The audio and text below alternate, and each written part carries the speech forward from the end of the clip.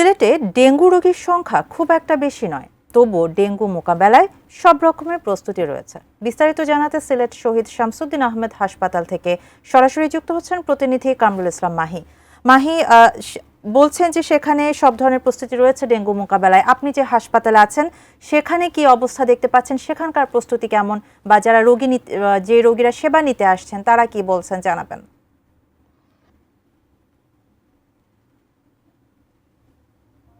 দেখুন, প্রথমেই বলে রাখি যে সিলেটে আসলে ডেঙ্গুর যে প্রকোপ সেটি আসলে খুব একটা নেই বর্তমানে। আসলে সিলেট জেলায় একজন রোগী আসলে ডেঙ্গু রোগী, তিনি হাসপাতালে চিকিৎসা নিচ্ছেন এবং গত 1 জানুয়ারি থেকে এখনো পর্যন্ত সিলেট জেলায় 17 জন করোনা রোগী চিকিৎসা নিয়েছেন এবং আমরা সংশ্লিষ্ট যারা রয়েছেন, বিশেষ করে Sylhet city corporation, civil surgeon এবং স্বাস্থ্য অধিদপ্তর আছেন, তাদের সঙ্গে আমরা কথা বলেছিলাম। তারা বলছেন গত 6 মাসে আসলে গোটা সিলেট বিভাগেই আসলে 24 জন করোনা রোগী শনাক্ত হয়েছেন এবং বর্তমানে যে একজন করোনা রোগী রয়েছেন তিনি আসলে নগরের নর্থ ইস্ট হাসপাতালে চিকিৎসাধীন রয়েছেন।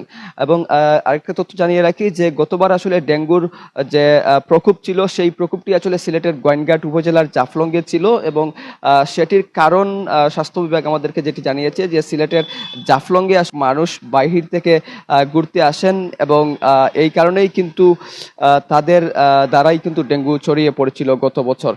এবার আসলে জাফলং কিংবা সাদাপত্তর বাহির থেকে যারা ঘুরতে এসেছেন তাদের কারণে আসলে ডেঙ্গু ছড়িয়ে পড়ার তথ্য এখনো পর্যন্ত পাওয়া যায়নি। তারপরেও কিন্তু পর্যটন যেসব এলাকা রয়েছে সেই এলাকাগুলোতে সতর্ক থাকতে বলা হয়েছে এবং এই বছর আসলে ডেঙ্গু নিয়ে যে সংখ্যা করা হচ্ছে সেটি আসলে সিলেট নগরীর ভেতরে যে